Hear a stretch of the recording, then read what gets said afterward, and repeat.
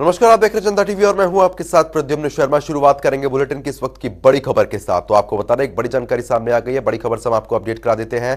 तो इस वक्त की बड़ी खबर, चंद्र कुमार प्रोटेम स्पीकर की निभाएंगे भूमिका। आपको बता दें कि नवनिर्वाचित विधायकों को शपथ भी दिलाएंगे। इस वक्त की ये बड़ी जानकारी आ रही है। नियुक्तियों को औपचारिक मंजूरी प्रदान दी गई है। इस वक्त की ये बड़ी जानकारी है। देखिए, तस्वीरें सामने आ गई हैं। तो आपको बता दें कि इस वक्त की ये बड़ी खबर आ रही है। चंद्र कुमार प्रोटेम स्पीकर की निभाएंगे भूमिका। तो नवनिर्वाचित विधायकों को शपथ भी वो ही दिलाएंगे। इस वक्त की ये बड़ी खबर है। नियुक्तियों को औपचारिक मंजूरी प्रदान कर दी गई। तो चंद्र कुमार को ये बड़ी जिम्मेदारी सौंपी गई है। जैसे ही आपको बता रहे हैं कि कांग्रेस की सरकार हिमाचल प्रदेश में बनी है और उसके बाद चंद्र कुमार को ये बड़ी जिम्मेदारी मिल गई है। तो इस वक्त की ये बड़ी जानकारी है। नियुक्तियों को औपचारिक मंजूरी भी प्रदान कर दी गई है। तो इसी बीच एक और बड़ा अपडेट आ गया है। आपको बता दें, एक बड़ी जानकारी आ रही है। विक्रमादित्य सिंह की मुश्किलें बढ़ गई हैं। दरअसल विक्रमादित्य पर घरेलू हिंसा का मामला दर्ज हुआ है। पत्नी ने दर्ज कराया है केस। तो आपको बता दें कि अदालत ने गैर जमानती वारंट जारी कर दिया है। कांग्रेस अध्यक्ष प्रतिपक्ष सिंह का नाम भी इसमें शामिल है। मंत्री पद की दौड़ में भी शामिल है विक्रमादित्य। और उससे पहले ही घरेलू हिंसा का केस यहां पर दर्ज हुआ है। उनकी पत्नी के द्वारा घरेलू हिंसा का केस यहां पर दर्ज कराया गया है। तो आपको बता दें कि मंत्री पद की दौड़ में भी विक्रमादित्य सिंह शामिल हैं। लेकिन उससे पहले ही ये बड़ी जानकारी सामने आ रही है। अदालत ने गैर जमानती वारंट भी जारी कर दिया है। इस वक्त की ये बड़ी खबर, कांग्रेस अध्यक्ष प्रतिपक्ष सिंह का भी इसमें नाम शामिल है। मंत्री पद की दौड़ में भी विक्रमादित्य सिंह आगे चल रहे हैं। लेकिन उससे पहले ही ये बड़ी जानकारी सामने आ गई है। तो आपको बता दें कि पत्नी ने घरेलू हिंसा का केस विक्रमादित्य पर दर्ज कराया है, जिसके बाद कोर्ट ने भी गैर जमानती वारंट जारी कर दिया है। तो आपको बता दें कि विक्रमादित्य पर घरेलू हिंसा का केस यहां पर दर्ज हो गया है। फिलहाल पूरा मामला क्या है, ग्राफिक्स के जरिए हम आपको समझाते हैं। विक्रमादित्य सिंह की पत्नी ने 17 अक्टूबर को केस दर्ज करवाया। ससुराल वालों को शारीरिक, मानसिक और आर्थिक हिंसा का आरोप लगाया। घरेलू हिंसा की धारा 12 के तहत करवाया आपराधिक मामला दर्ज। उदयपुर की अदालत ने गैर जमानती वारंट जारी किया। इस मामले की 17 नवंबर 2022 को हुई पहली सुनवाई। विक्रमादित्य सिंह की शादी मार्च 2019 में हुई थी। मेवात राजवंश की राजकुमारी सुदर्शन है इनकी पत्नी। दोनों लंबे समय से अलग अलग रह रहे हैं। तो चलिए आगे बढ़ेंगे। आपको बता रहे हैं कि हिमाचल प्रदेश में कैबिनेट विस्तार की अटकलों के बीच सीएम और डिप्टी सीएम के विभागों का आवंटन कर दिया गया है। मुख्य सचिव आरडी धीमान द्वारा बीती रात 11 बजे जारी लेटर के अनुसार वित्त विभाग, सामान्य प्रशासन, होम प्लानिंग, कार्मिक विभाग मुख्यमंत्री सुखविंदर सिंह सुक्खू के पास रहेगा। इसके अलावा जिन विभागों का अभी आवंटन नहीं किया गया है, जिसका दायित्व सीएम सुक्खू खुद देखेंगे, वही 3 विभाग डिप्टी सीएम को दे दिए गए हैं। चलिए अब आपको बताते हैं कौन सा विभाग किसके पास है।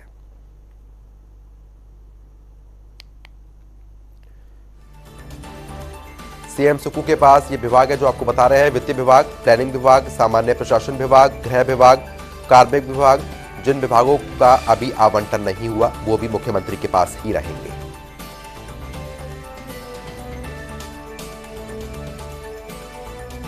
डिप्टी सीएम इन विभागों को देखेंगे। जल शक्ति विभाग, ट्रांसपोर्ट विभाग, भाषा कला एवं संस्कृति विभाग।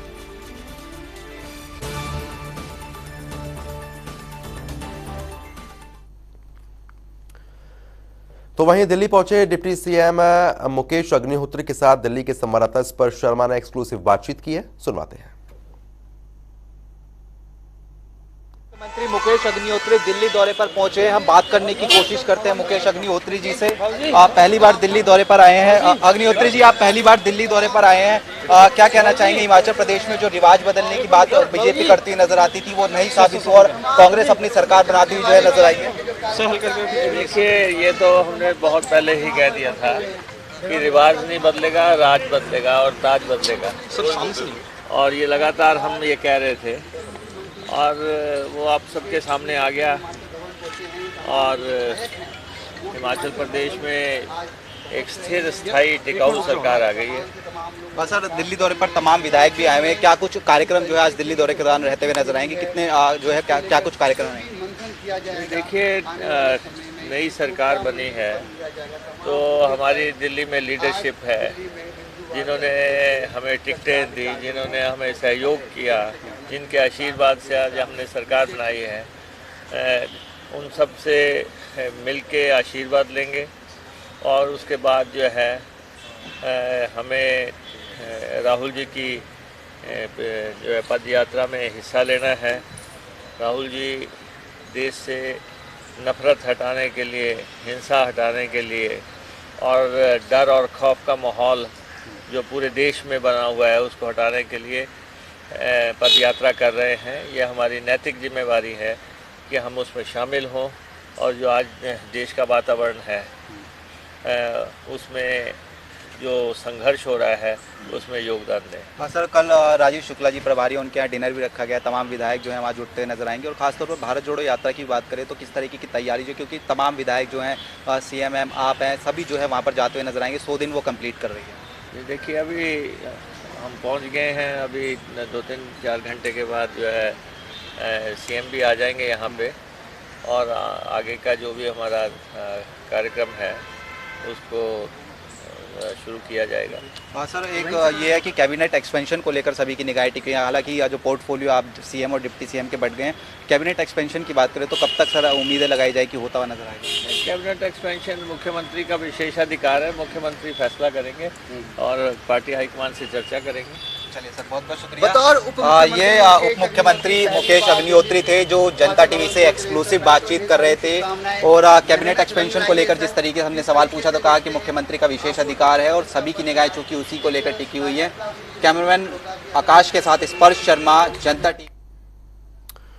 तो चलिए आगे बढ़ेंगे। इसी बीच एक और अहम जानकारी है। नवनिर्वाचित विधायक विक्रमादित्य सिंह ने एक्सक्लूसिव बातचीत की है। आपको बता रहे कि विक्रमादित्य सिंह ने की जनता टीवी पर खास बातचीत, कांग्रेस हाईकमान का धन्यवाद भी किया है। कैबिनेट विस्तार पर हाईकमान का फैसला यहां पर आएगा, उनके द्वारा कहा गया है। उन्होंने कहा कि सभी के प्रयास से हिमाचल में बदला है राज। घरेलू हिंसा पर भी विक्रमादित्य सिंह ने अपनी प्रतिक्रिया दी है। हमारे साथ बात करने के लिए मौजूद हैं। हिमाचल प्रदेश में सर एक नई सरकार बनी है। बीजेपी हमेशा कहती थी कि जो है रिवाज वो बदलते हुए नजर आएंगे, लेकिन किस तरीके से आप देख रहे हैं सर नई सरकार को और किस तरीके से जो वादे किए गए थे, खासतौर पर मैनिफेस्टो की बात की जाए, वो जो है कब तक पूरे होते नजर आएंगे? हिमाचल प्रदेश में एक मजबूत सरकार कांग्रेस पार्टी की बनी है और हमारी जो केंद्रीय नेतृत्व है, श्री मल्लिकार्जुन खड़गे जी, प्रियंका गांधी वाड्रा जी, राहुल जी, सोनिया जी, उनके नेतृत्व में कांग्रेस पार्टी ने चुनाव लड़ा। हमारी प्रदेश की जो नेतृत्व है, प्रतिभा सिंह जी जो हमारी प्रदेश अध्यक्ष थी, ठाकुर सुखविंदर सिंह सुक्खू जी और मुकेश अग्निहोत्री जी, सब ने मिलकर इस चुनावों को जीत हासिल करवाई है।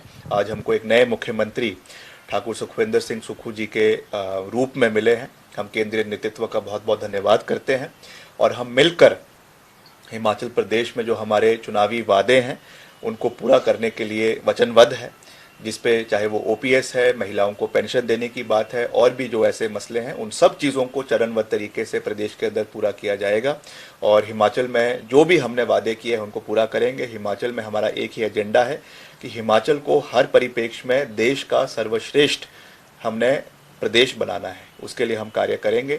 और इसीलिए आज अब इस बैठकों का दौर जारी होगा। राहुल गांधी जी से भी हम मिलकर सब मिलने जो है वो पदयात्रा में जा रहे हैं, वहाँ पे उनका भी मार्गदर्शन प्राप्त करेंगे और हिमाचल प्रदेश को नई ऊंचाइयों पर ले जाने के लिए हम सब वचनबद्ध हैं, जिसको हम पूरा करेंगे। सर दिल्ली दौरे पर तमाम विधायक आए हैं, कहीं ना कहीं ये भी कहा जा रहा है कि जो कैबिनेट एक्सपेंशन है उसको लेकर भी बातचीत होती हुई नजर आई। किस तरह की उम्मीदें जो आप लगा रहे हैं कैबिनेट एक्सपेंशन को लेकर? देखिए, उसमें मुख्यमंत्री जी अपनी बात रखेंगे, प्रदेश अध्यक्ष है वो भी अपनी बात रखेंगी और जो हमारे इंचार्ज है राजीव शुक्ला जी वो भी अपना उसमें फीडबैक देंगे और उसके मिश्रण के साथ कैबिनेट एक्सपेंशन करवाया जाएगा, जिसमें सभी जो जीते हुए विधायक है उनमें से, जैसा मुख्यमंत्री जी ने भी कहा है कि एक मिश्रण एक्सपीरियंस का और बुजुर्गों का, युवाओं का मिलाकर जो है एक अच्छी कैबिनेट देने का प्रयास किया जाएगा। हर एरिया का रिप्रेजेंटेशन हो, हर क्षेत्र का रिप्रेजेंटेशन हो, हर जो है आपका कास्ट इक्वेशन उसमें बैलेंस हो, ये सब चीज़ों का ध्यान रखा जाएगा। तो उसके ऊपर जो हमारे शीर्ष नेतृत्व है वो उसके ऊपर चर्चा करेंगे और जो भी उसमें हाईकमांड का फैसला होगा वो हमारे लिए सामान्य होगा। और कैबिनेट के साथ साथ जो भी जिम्मेवारी सब लोगों को दी जाती है, मिलकर हम सरकार प्रदेश के अंदर कांग्रेस पार्टी की चलाएंगे। कहीं ना कहीं सभी को उम्मीदें होती हैं सर, कैबिनेट में जो है जगह मिलेगी, आप किस तरह की उम्मीदें लगा रहे हैं?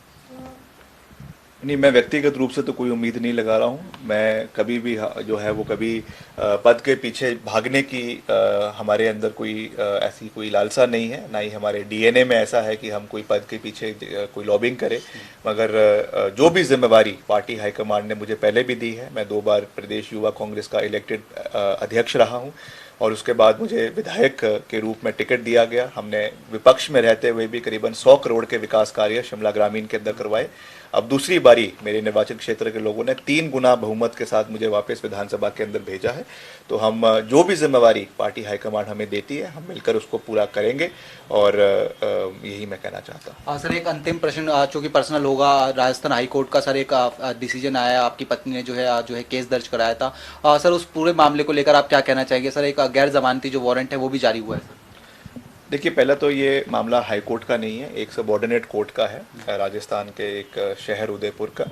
और क्योंकि ये एक पर्सनल मैटर है, फैमिली मैटर है, इसलिए इस पे मैं कोई टिक्का टिप्पणी नहीं करना चाहता हूँ। मैं इतना ही कहूँगा कि जो भी इसमें हमने जवाब देना है वो हम कोर्ट में दायर करेंगे और इसको हम एक बहुत अच्छे तरीके से इस चीज़ को सेटल करेंगे। और फैमिली में कभी कभी इस तरीके की ना चाहते हुए भी कभी इस तरीके की एक डिस्प्यूट हो जाता है, मगर उसी लिए कोर्ट बना है। कोर्ट में हम भी अपनी बात रखेंगे, सब अपनी बात रखेंगे और एक अच्छा इसमें एमिकेबल सोल्यूशन इसमें निकलेगा, इसका मुझे पूरा विश्वास है। और जहाँ तक इसमें गैर जमानती वारंट की बात है, ये सत्य से बिल्कुल परे है, क्योंकि ये मैटर एक सिविल मैटर है और सिविल मैटर में कभी भी गैर जमानती वारंट नहीं निकलता है। इसका जो भी कुछ मीडिया में दिखाया जा रहा है, हमने अपने वकील से भी बात करी है, उन्होंने कोर्ट से वहाँ पे पता किया है, ये बिल्कुल तथ्यों से परे है। उसकी एक रिपोर्ट बहुत जल्द हमारे वकील हमसे शेयर करेंगे, जिसको हमारी टीम से आगे मीडिया टीम से शेयर किया जाएगा और जो इसमें सत्यता है वो मीडिया के समक्ष रखी जाएगी। इसमें गैर जमानती वारंट अगर निकला होता तो आज मैं नई दिल्ली में आपके बीच नहीं होता, मैं राजस्थान में होता।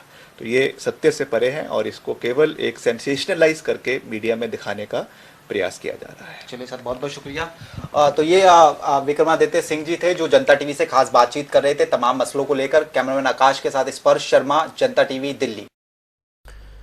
तो वहीं हिमाचल के सीएम सुखविंदर सिंह सुक्खू के मीडिया प्रधान सलाहकार नरेश चौहान से हिमाचल से हमारे ब्यूरो चीफ विकास शर्मा ने खास बातचीत की है, सुनवाते हैं आपको। सरकार के बनने के बाद अब नियुक्तियां भी जो है वो जोरों पर हो रही हैं। मीडिया सलाहकार, प्रधान मीडिया सलाहकार की नियुक्ति हुई है। नरेश चौहान हमारे साथ बात करने के लिए मौजूद हैं। नरेश जी, पहले तो आपको बहुत बहुत बधाई। क्या आपकी प्राथमिकताएं रहने वाली?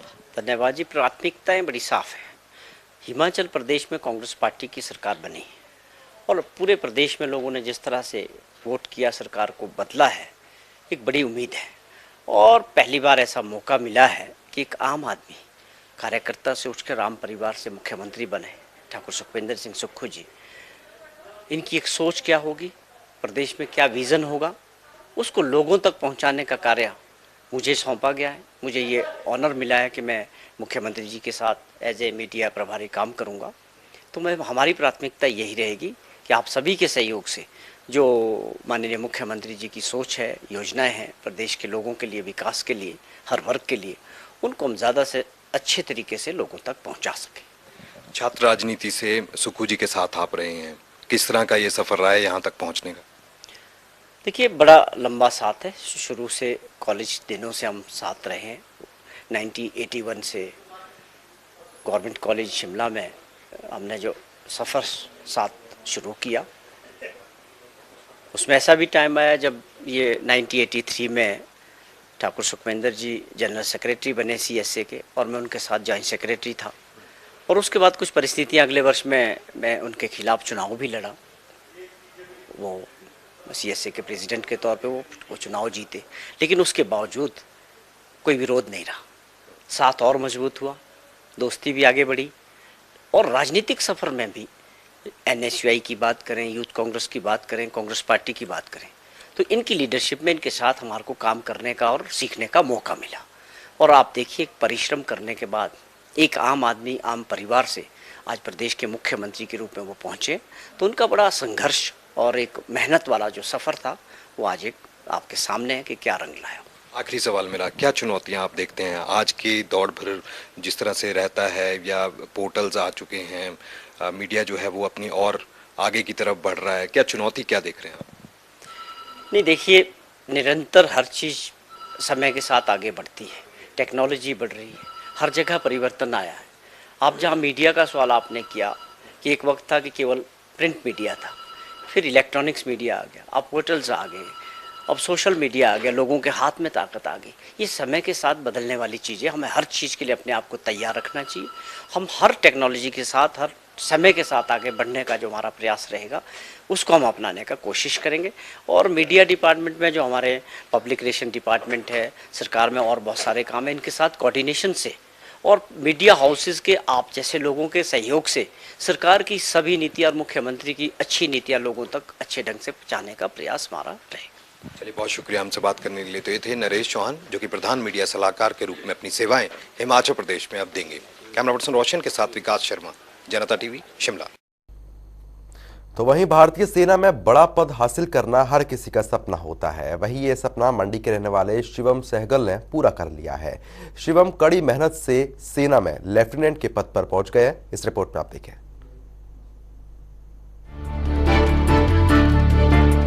भारतीय सेना में जाना हर किसी युवा का सपना होता है। सेना में जाने के लिए युवा कई साल तक कड़ी मेहनत भी करते हैं। तो वहीं सेना में बड़ा पद हासिल करना हर एक युवा के लिए एक बड़ी चुनौती होती है। सेना में बड़े पद के लिए कड़ी मेहनत के साथ कई चीजें मायने भी रखती हैं। वहीं मंडी शहर के जवाहर नगर के निवासी शिवम सहगल, जो बचपन से ही सेना में जाने का जुनून रखते हैं, आज उनकी मेहनत रंग लाई। शिवम ने सेना में लेफ्टिनेंट के पद पर पहुंचे और जो उनके और उनके परिवार के लिए बड़ी उपलब्धि है। शिवम ने एनडीए की परीक्षा देकर सेना में स्थान पाया और उसके साथ सीडीएस की परीक्षा में भी पूरे भारत में 19वां रैंक हासिल किया। दिसंबर 2021 में एसएसबी बेंगलौर से टेक्निकल ग्रेजुएट कोर्स कर भारतीय सैन्य एकेडमी देहरादून में प्रवेश किया और 1 साल की कड़ी मेहनत के बाद शिवम सेना में लेफ्टिनेंट के पद पर पहुंचे हैं।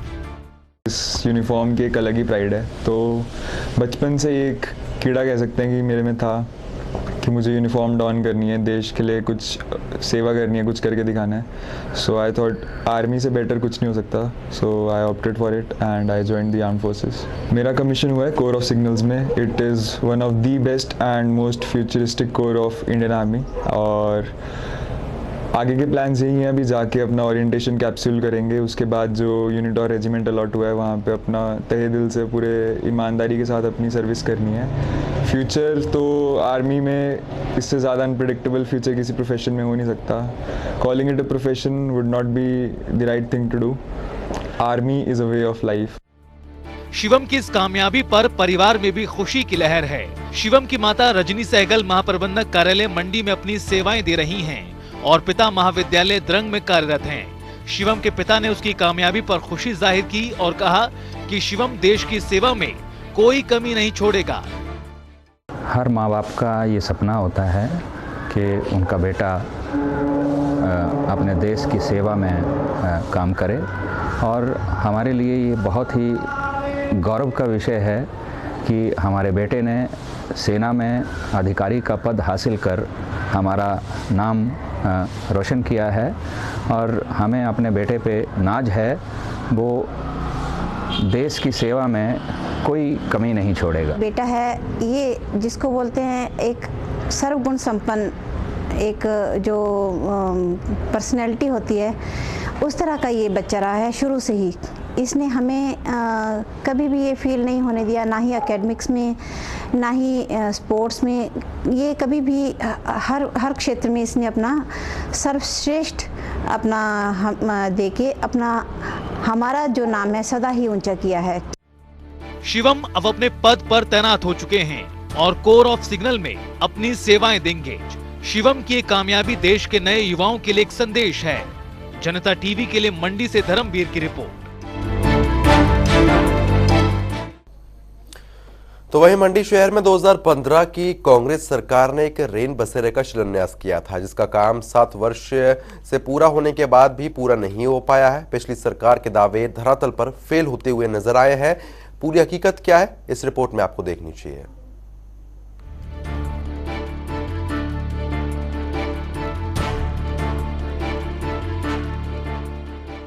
हिमाचल में सरकार ने नगर परिषदों और नगर निगमों में रात्रि ठहराव के लिए और ऐसे लोगों को छत देने के लिए योजना शुरू की थी जो फुटपाथ या फिर किसी अन्य स्थान पर मजबूरी में रात गुजारते हैं। इसी के तहत साल 2015 में उस समय की कांग्रेस सरकार ने मंडी शहर में एक रैन बसेरे का शिलान्यास किया था, जिसका काम आज 7 साल पूरे होने के बाद भी नहीं हो पाया है। 7 वर्ष बाद भी रैन बसेरे का निर्माण न होना पिछली सरकार पर कई सवाल खड़े करता है।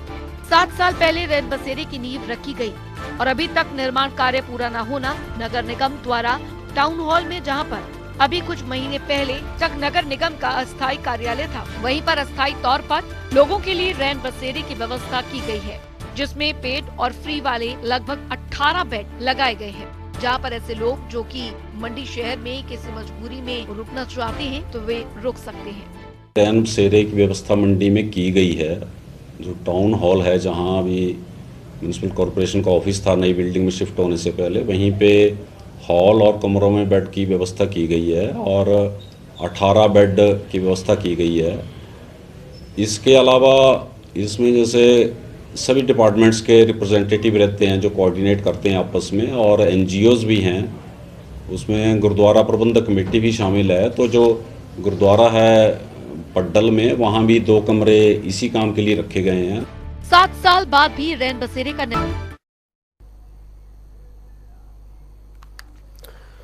तो चलिए आगे बढ़ेंगे। मंडी जिले के सदर से बीजेपी विधायक अनिल शर्मा ने नगर निगम के विकास कार्यों को लेकर समीक्षा बैठक की है। विकास कार्यों की समीक्षा के उपरांत उन्होंने कहा कि नई सरकार मंडी के विकास कार्यों की अनदेखी नहीं करेगी। अनिल शर्मा ने कहा कि उनकी शिमला में अधिकारियों से बात हो गई है और उन्होंने नगर निगम मंडी के लिए विभिन्न प्रकार की योजनाओं की डीपीआर भी जल्द बनाकर भेजने की बात कही है। मंडी को हम बाहर से ट्रैफिक ले जाने की जो व्यवस्था है उसको भी हम शुरुआत तो हो चुकी है, उसको आगे ले जाने का हम प्रयास करेंगे। उसमें लगभग 30 करोड़ की जो विधायक प्राथमिकता है उसका निर्माण के माध्यम से जो है वो बाईपास हमारा बनेगा मंडी के अंदर।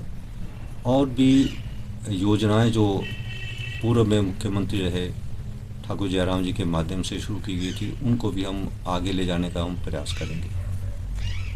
बाकी भविष्य में जो है अभी पीपल के साथ जो हमारे एक मार्केट की बात प्रपोजल का फाउंडेशन, तो उसकी प्रपोजल भी जो हम बनाने जा रहे हैं, तो उसमें अंडरग्राउंड 2 फ्लोर में जो है शॉप्स बनाई जाएगी और ऊपर जो है ग्रीन पैच हम उसमें बनाने को, बहुत वर्षों पहले मैंने इसके ऊपर कार्य शुरू किया था और माननीय मुख्यमंत्री जी ने रेड क्रॉस के पास जो है उसके पास भी पार्किंग के लिए व्यवस्था जो करने का प्रयास किया है।